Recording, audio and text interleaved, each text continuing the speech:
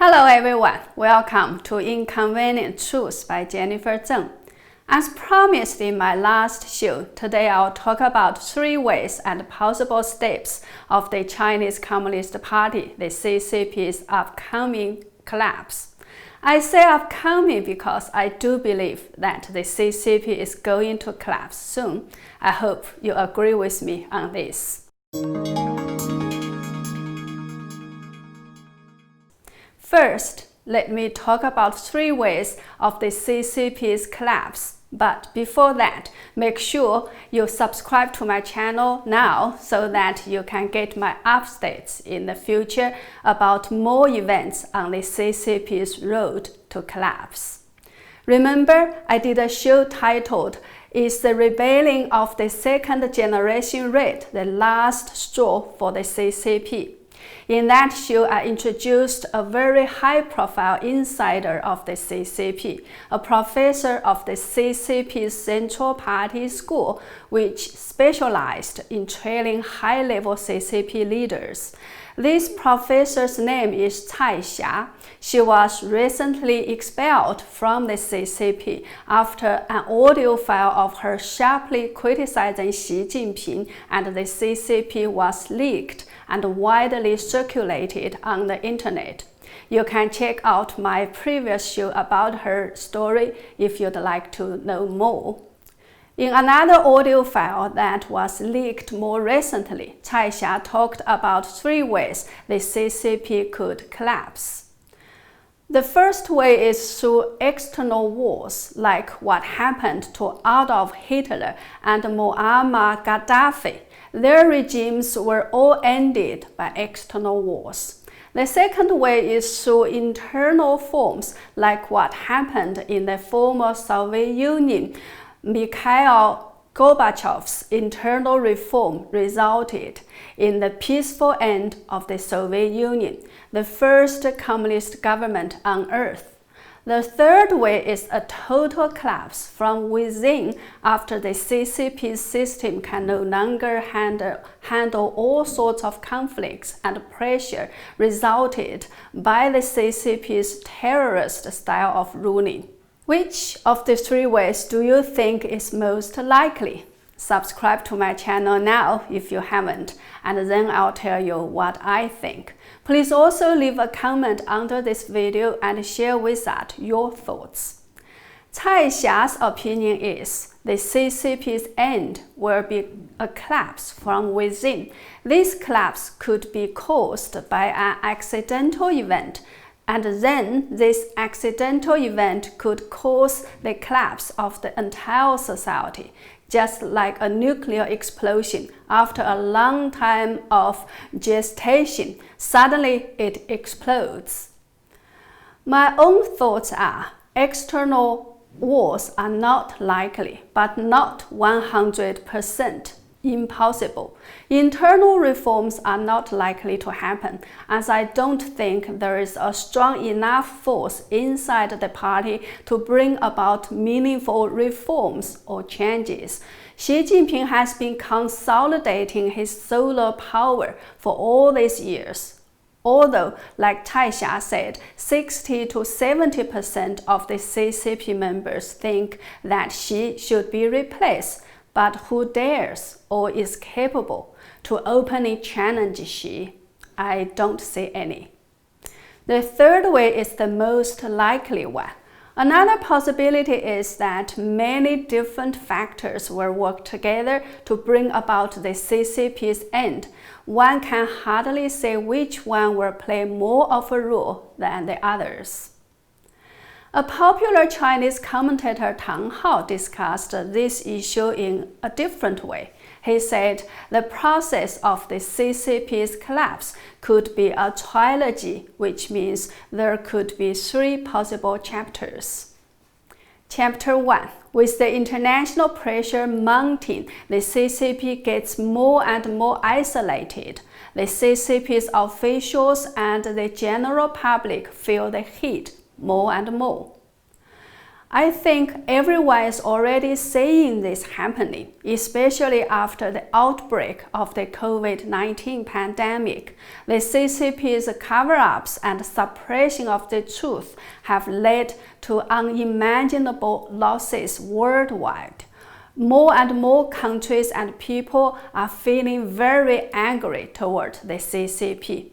Over 120 countries are demanding an investigation into the origin and the truth about the pandemic. Some countries have initiated legal actions against the CCP and demanded compensation. Furthermore, the CCP's disinformation campaign about the origin of the virus, its infiltration and manipulation of international organizations, its bullying and aggression against countries in the South China Sea area, its neglect of international order and rules, its crackdown on the people of Hong Kong, and its vicious threats against Taiwan, etc., have all made the international community increasingly resentful of it and keep more of a distance from it. More and more countries are collaborating with the US to isolate the CCP, while the US is openly showing its tougher and tougher stance on the CCP. If you have watched my last video about the US ambassador to China Terry Branstad's early departure and about how the US is downgrading its relations with the CCP while upgrading its relations with Taiwan, you'll have a bigger picture of the situation. With foreign companies leaving China, the reduction of international investment and the reduction of international food imports, the lives of the ordinary Chinese people will become more and more difficult and perhaps even unbearable. At the same time, the international siege and various sanctions from the US will also hurt Chinese enterprises as well as powerful elite groups, making things equally difficult for them and thus building up stronger and stronger opposing forces inside the CCP. Chapter 2. The internal conflicts intensifies and the CCP split goes public. I did a show about this issue a month ago with the title Xi Jinping vs. Li Keqiang, the CCP split goes public. Please go watch that one if you haven't already. A little bit of an update on this issue is that recently an open letter from another high-profile CCP insider has circulated on the internet. This high-profile insider is Zeng Jiefu, a retired professor and a former director of the politics faculty of Renmin University of China.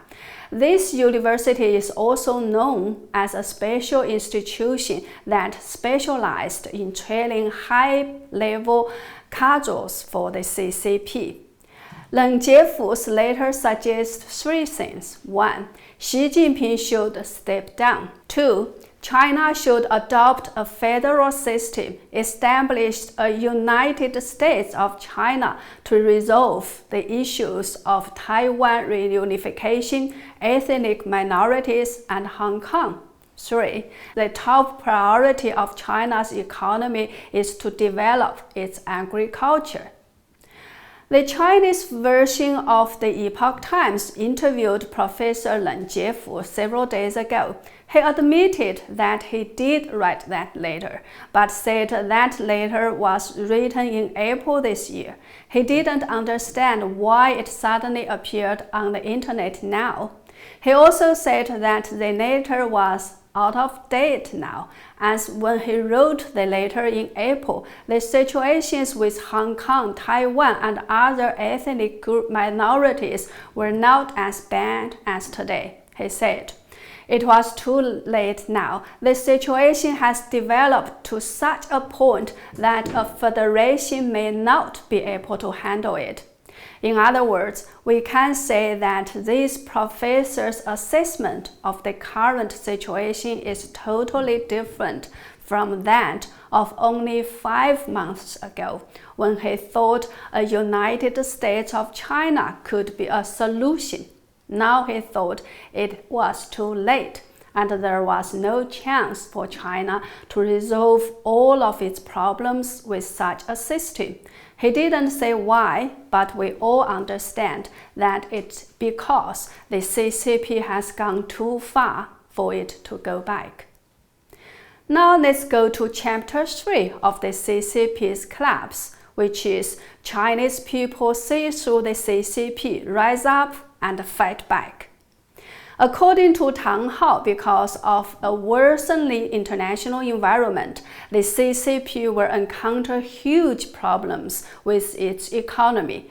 The unemployment will go up if the food crisis really breaks or the pandemic hits again. Chinese people's anger and discontent will rise. If at this stage the CCP's internal conflicts become more intense or even a coup happens, the Chinese people will see more clearly the ugliness and falsehoods within the CCP hierarchy. Or if more CCP insiders come out to expose more of the CCP's crimes, releasing more hard evidence on how the CCP created and spread the pandemic to the whole world, how the CCP mass killed people and sold their organs, how the CCP has been persecuting innocent people all these years, etc. It will likely prompt a large number of Chinese people to recognize the CCP's rule of lies and to resent the CCP's years of deception and oppression of its people. Angry people may thus rise up and demand that the CCP step down and be held accountable for its crimes. At this stage, maybe someone will come out and give orders to have the CCP dismantled. These orders could either come from Xi Jinping himself or someone else. If the situation inside China really goes out of control, Xi Jinping's only way to save himself would be to order the dismantling of the CCP so that he can win support from the US as well as the Chinese people. If he doesn't dissolve the CCP, even if he steps down and hands over his power to another person, he has accumulated too many enemies in his anti-corruption campaigns and harmed the interests of too many people. He will probably not be able to protect himself and his family. Moreover, he will be blamed for all the problems, will be held accountable at home and abroad for all the CCP's crimes. His successor will surely put all the blame on him. So, it will be better off if Xi Jinping chooses to end the CCP with his own hands. Tang Hao says that there is a good chance that Xi Jinping will do so. But I personally am not that confident about this. Maybe he will if this is his last chance, but I'm not sure whether it's already too late for him to do so. Well, what I mentioned are some assumptions of possible ways and steps of the CCP's demise. The CCP is like a sinking ship now, with water coming in from so many holes. Which hole will be the first to break and blast open?